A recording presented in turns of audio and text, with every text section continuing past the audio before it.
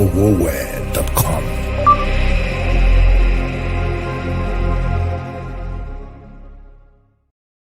Okay, how are you? Good morning if you're in Nigeria. Good evening if you are in North America. It's about 6 p.m. CST. I know it's about 7 p.m. Eastern Time. And wherever you are, I want to welcome you. So I, you know, promised to share something on on Instagram today. So I promised that I was going to share some strategies with you. I don't know where you're joining me from, but I want to say welcome and thank you so much for joining this broadcast. Trust me, your life can never remain the same. Now, there has been a lot of things that bother my mind, especially when it comes to people recovering what they have lost. A whole lot has been taught over time that has kind of paralyzed people. I don't know if you've ever heard people say things like, God can never use you again if you did X, Y, Z and stuff. I have heard all my life people talk about, I lost my destiny. I've not been able to recover my destiny. People say all kinds of things, and I have decided to research it over time to study people who bounce back from failures. What do they do? People who lost what was precious to them and they flipped it around. So you look at an opera, opera would have been classified as, maybe a wayward girl, even though what happened to her was not due to her own making, but she would have been stigmatized. But she flipped it around. You look at people like Joyce Meyer, who comes out and say, my father was sleeping with me. I'm sure, I doubt if she will ever find any man to marry her. But she flipped it around. I mean, look at all kinds of people across the globe, even Tiger Woods has been able to flip it around. So oftentimes when people make statements like, oh, whatever you've lost, you may never be able to recover it, and it has defined a whole lot of people over time, I decided to research it a little bit and to help people find solutions to this critical issue that I believe can help a whole lot of us master our life. So I have titled this Lost But Found Strategies and Templates. Please, this is no substitute for prayers, and it's no substitute for whatever your pastor or your imam or whosoever, whatever you believe must have taught you. Now, I was somewhere and someone was teaching this session, and all the person talked about is to recover your lost possession or whatever the devil has stolen from you, you need to pray. Now, and there is nothing wrong with that. However, I began to ask, have we ascertained that it was the devil that stole it? Or could there be a bully that maybe the devil invaded to steal what's yours?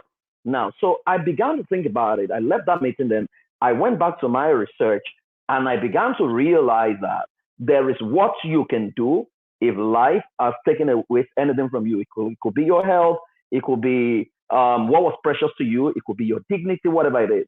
So I want you to pay attention because I'm not even going to give you solution. I'm going to bring the solutions out of you because oftentimes I tell people, most solutions to every problem is not outside of you, it's within you.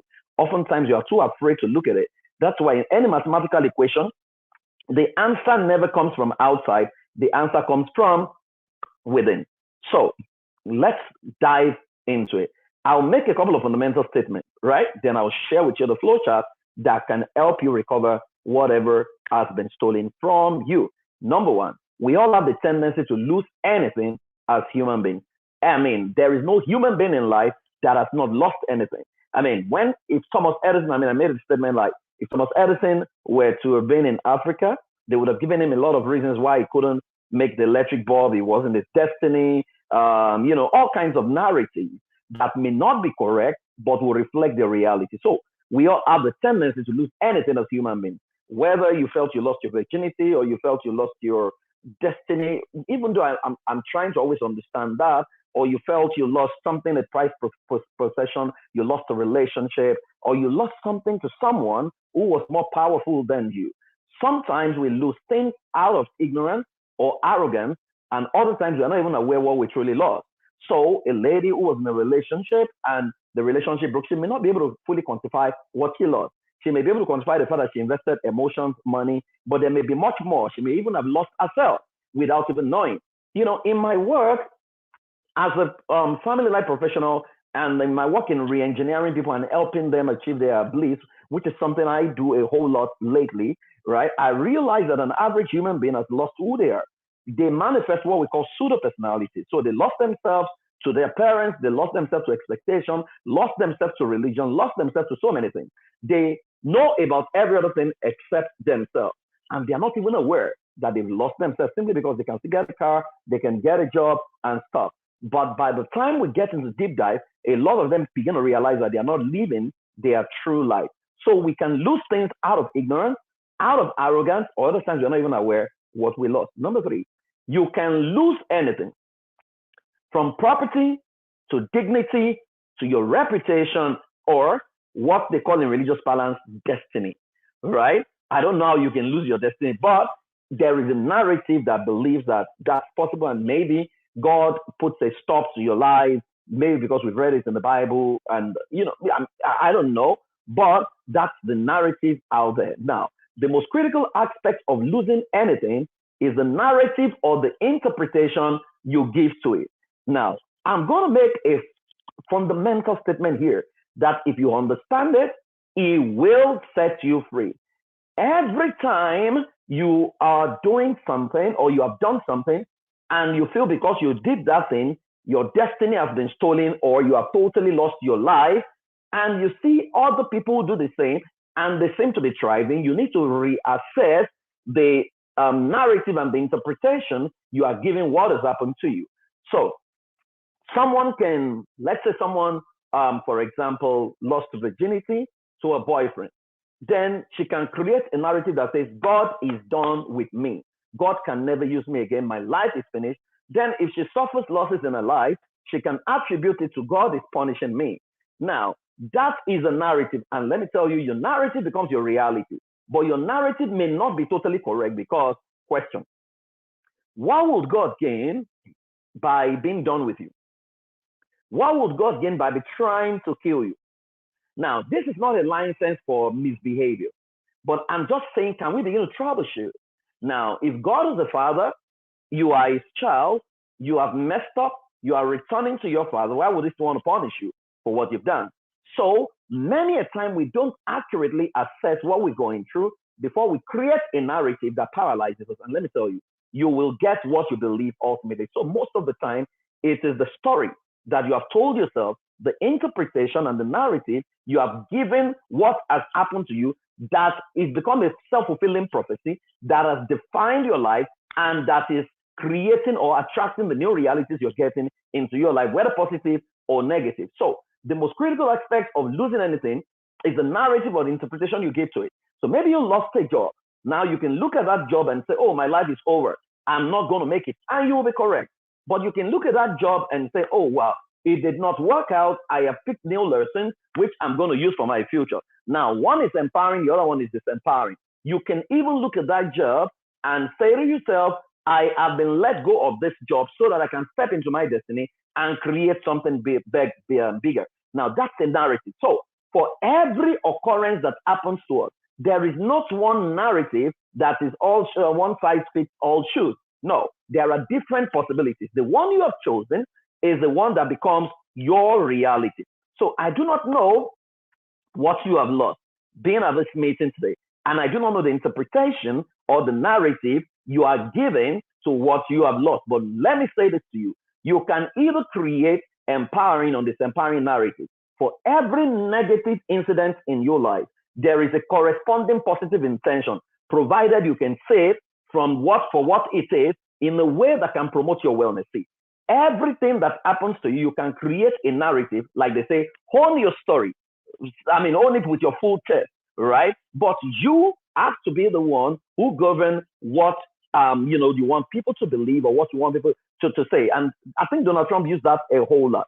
So the most critical aspect of losing anything is a narrative or the interpretation you're giving to it. If your narrative is subjective, it can lead to depression. If your narrative is empowering, you can bounce back better from what you have lost. Next, our interpretation is often a function of our beliefs reinforced by the stories people have told us or what we have told ourselves. So I'll give you an example. Many years ago, I served under a boss who was a Christian, good guy, one of the best guys I've worked with. And every time we went for a job, he would tell us that God told him not to collect money. Now, after I left him, I began to say to my mentees, God told me not to collect money, but right, his own wife has a good business and he's got some good financing and good earnings from some of the stuff he does. My wife works in a bank, but I began to hear the echo of his voice and I interpreted it as voice of God. Now, it's the same way you see a movie, someone did something wrong in the movie and the person died. Now, you are living in fear, you do the same thing, then you begin to expect death because you are interpreting God through the prism of that movie, that God is the killer, so he's going to kill you. Or you saw a movie, maybe a Christian movie or a Muslim movie, religious movie. Someone did something and the person lost something that was so precious and never recovered. If you are not careful, maybe you recovered and still died. You will begin to think that's the whole way God interprets things. No, that is the way the person who shot that movie has chosen to interpret God, and that's not the only way God works. It may be a consuming fire, but it's also the merciful God. So your interpretation is a function of your belief, reinforced by the stories people have told you or you have told yourself. So you might want to begin to look at people who have been through what you have been through, who have lost what you have lost, but they are manifesting at the highest level, right? Maybe you lost your marriage and someone told you you're not qualified to counsel people. No, counseling is a profession. It's not respective of how many years you have spent in marriage. And maybe you are even called to counsel people's marriages broke down. So don't let people define you. And so you now think, oh, my life is over because my marriage did not work. That is not totally correct. Once your narrative changes from disempowering to empowering, everything else changes. So the starting point for losing anything is to first review your narrative. What narrative did you give what you lost? Or what exactly did you lose?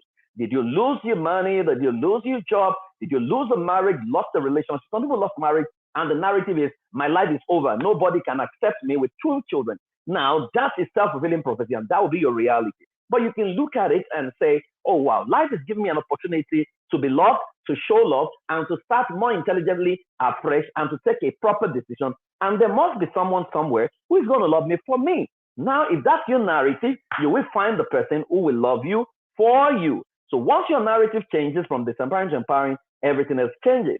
It is always down to you and the quality of networks you have built in your quest to recover whatever you have lost. So how do I recover what I've lost?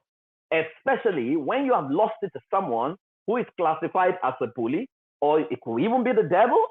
Based on your interpretation, the devil can even be a human being. It could be someone, it could be something, whatever it is. Now, the 6-step process I'm going to be sharing with you, trust me, this works all the time. So after you have prayed, right, things don't happen by themselves. They are made to happen. So this is a quicker way, right? If you follow this process, because it's bringing the answers from within you. The first thing you need in recovering anything is awareness, right? It could even be your health, right? Awareness. And in awareness, there are about 5 questions you need to answer.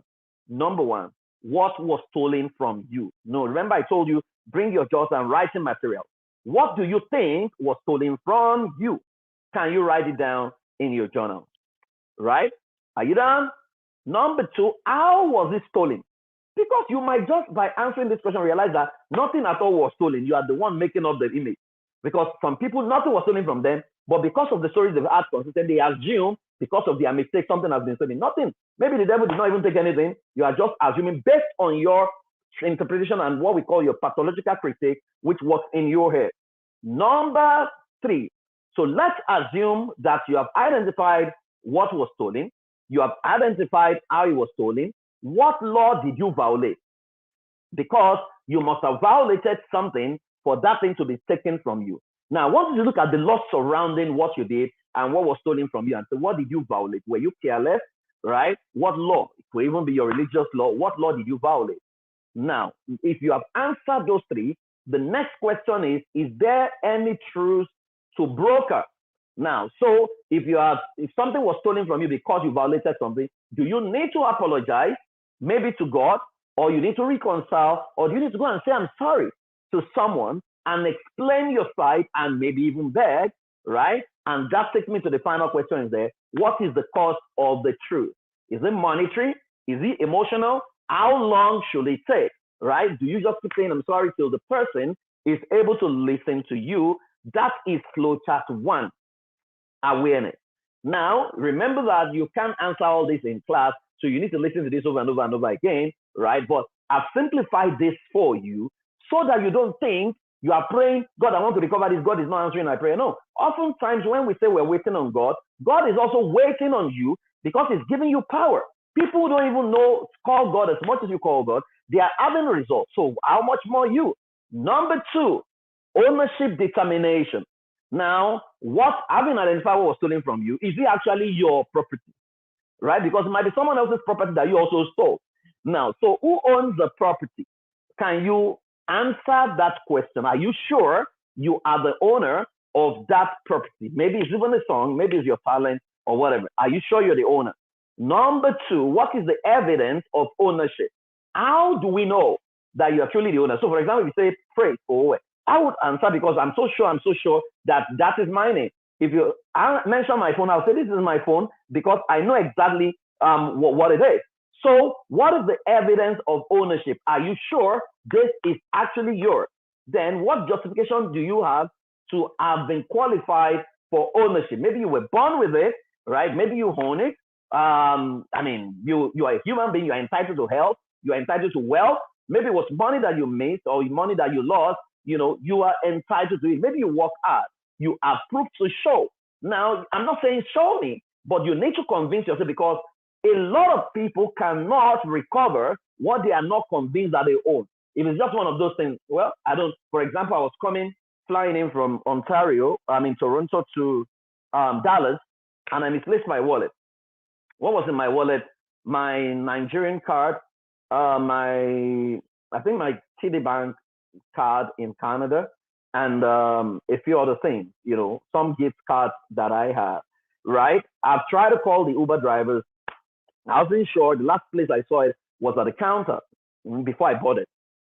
So I wouldn't know exactly where it dropped, but, it's not so important for me to go all out and be looking for it because I've called the blind banks to block the cards and whatever. So I can actually do without it. But imagine if it was my international passport I lost like that. That won't be my approach. So I could do without it. So if this thing is really, really important to you and you really want it, this is for you. Now, number 3, we now look at who stole it from you. It could be your peace or your life or your emotion.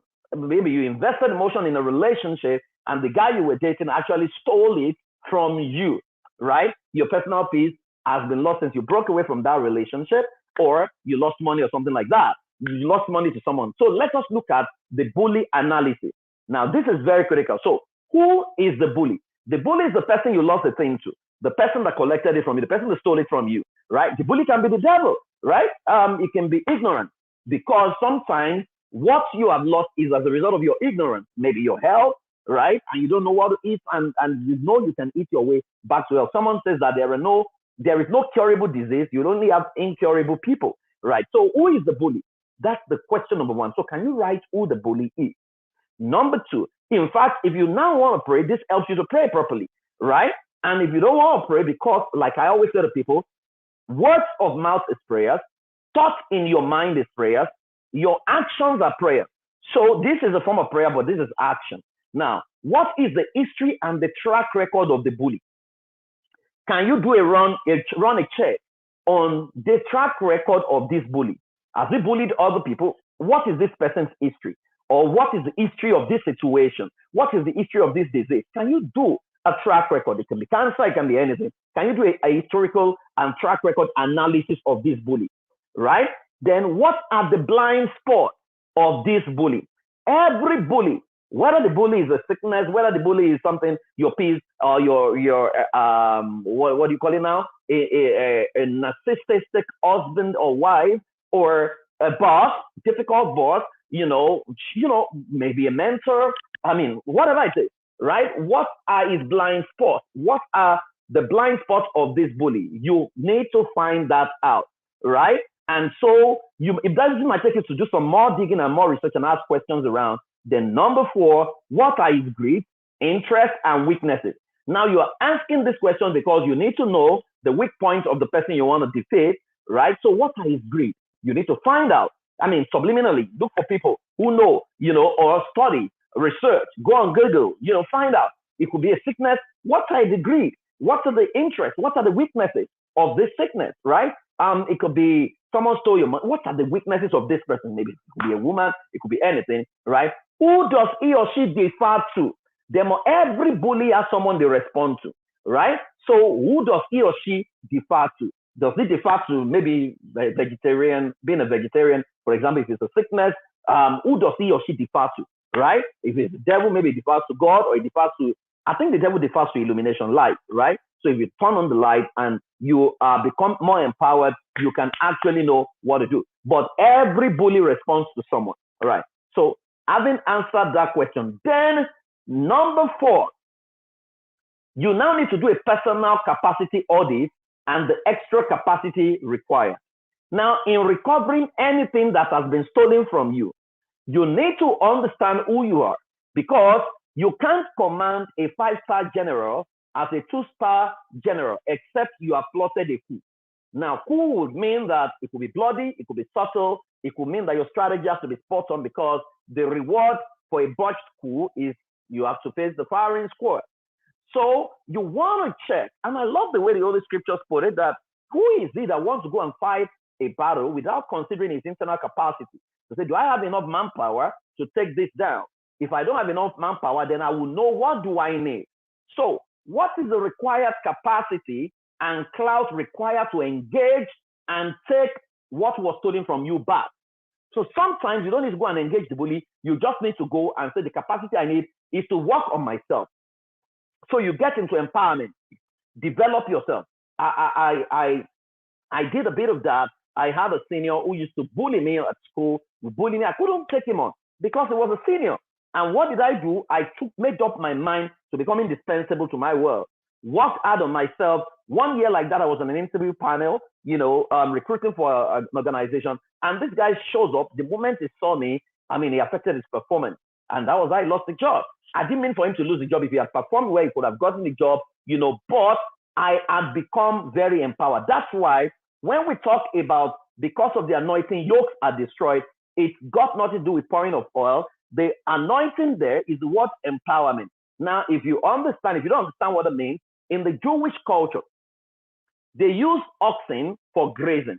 So 2 oxen, they put a yoke on their neck.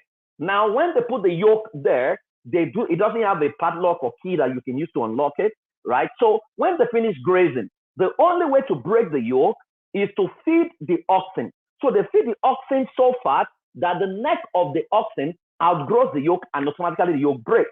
So what you need for anointing is you need to empower yourself above the bully, right? So if the bully is 50 kg, you need to empower yourself and become 100 kg, right? So what is the required capacity and clout to engage and take back what was stolen from you? It could be knowledge, it could be empowerment, it could be exposure, right? That's number 1. You need to answer that question and see. Your answers cannot be emotional, right? This is a duty it yourself approach.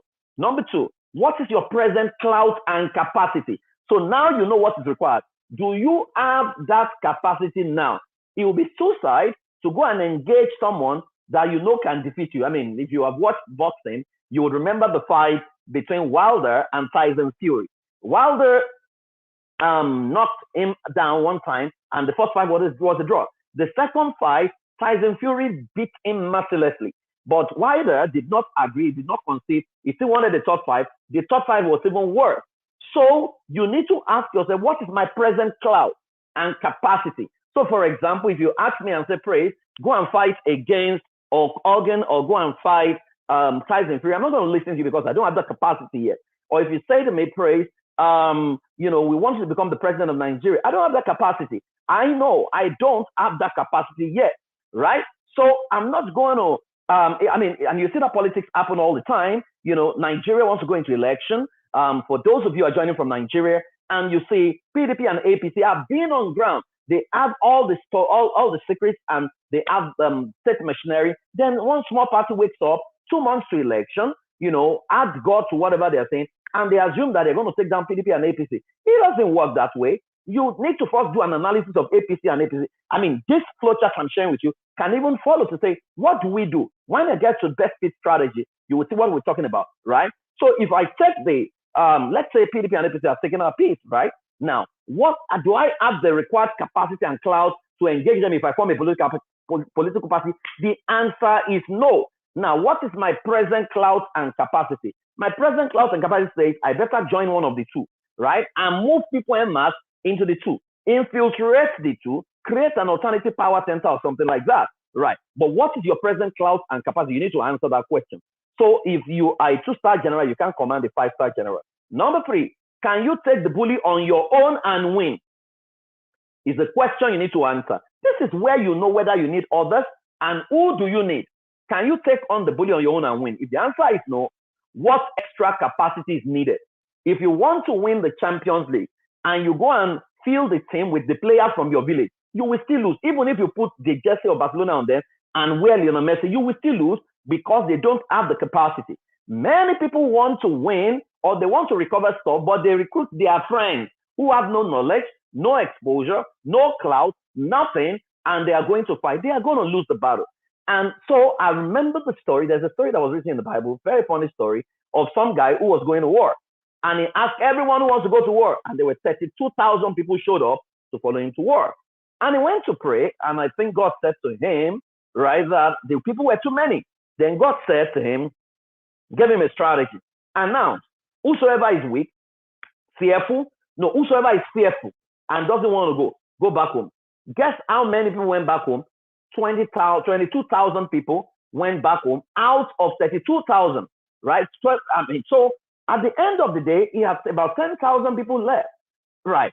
So it meant if those 22,000 people had not gone back, they would have defeated the enemy by themselves. They would have defeated themselves because they were fearful.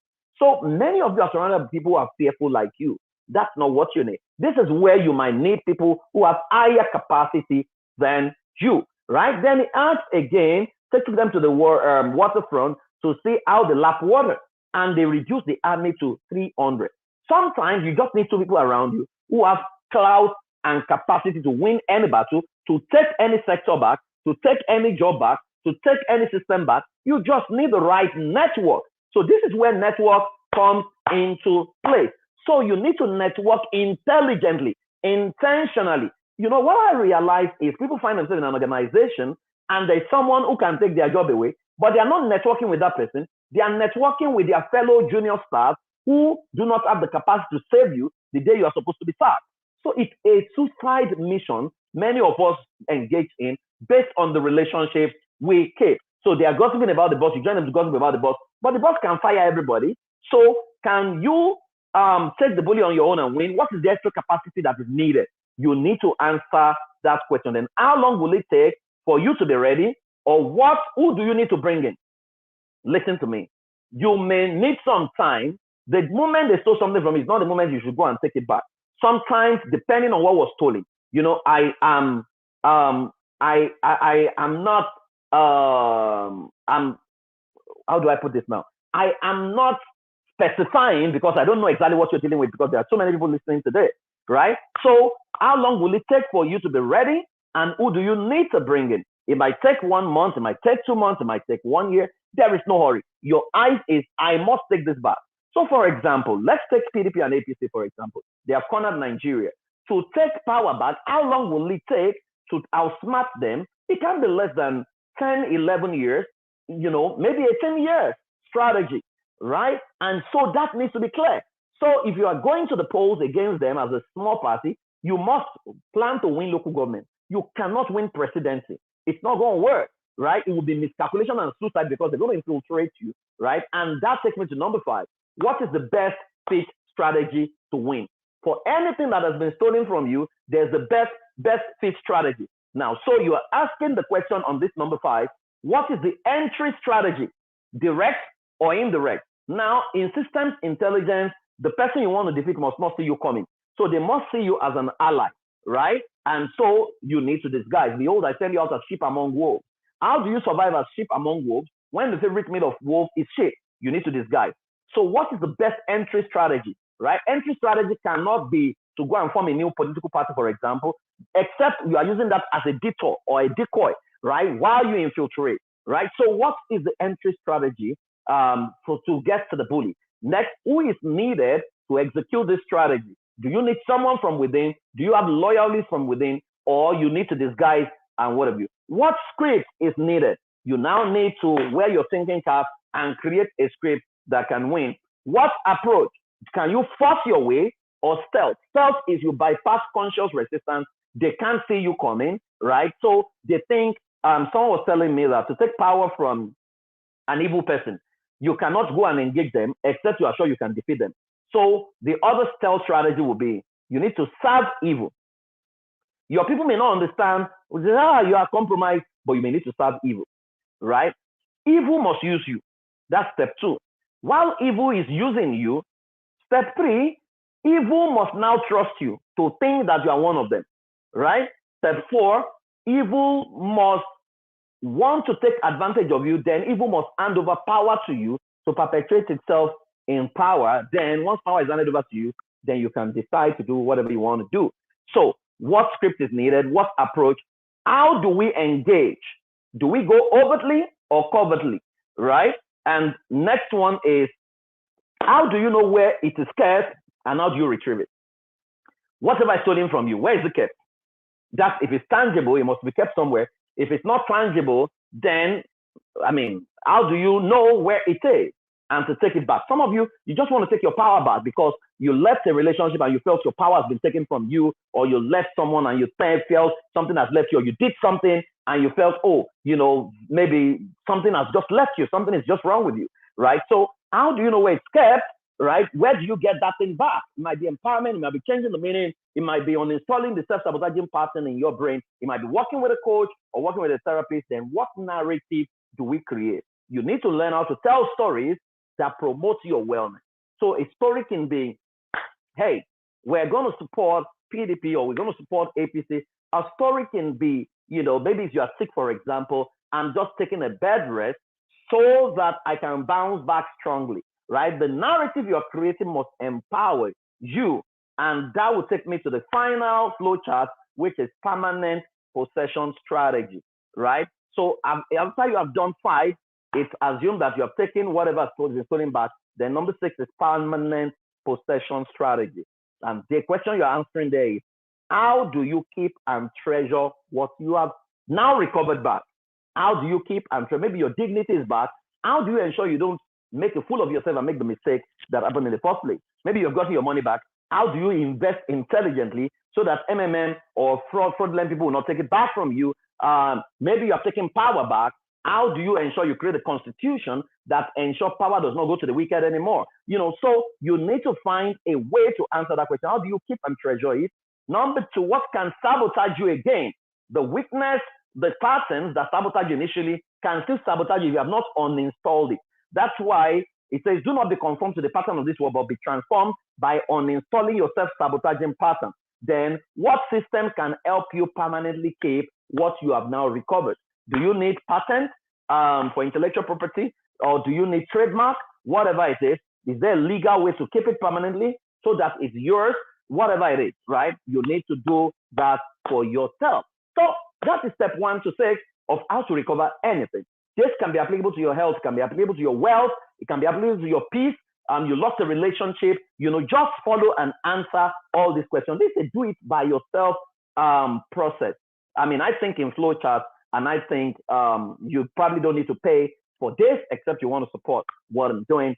So this, if you follow this, trust me, now it will look like people say, oh, you need to pray. Yes, pray if you are sure that your prayer, will work faster than this. But let me tell you, this is also prayer because actions are prayers, Like I usually give the analogy, a man who is having sex with a woman and is ejaculating into that woman is already praying for pregnancy to happen and for a baby to be born. He doesn't need to say, Father, let the lady get pregnant. No, she don't get pregnant because your actions are prayer, your thoughts are prayer. If God says amen to your thoughts, what would your life look like? And your words are also prayers. So I think this should have helped you today. What have you lost, guys? It is time to go for it.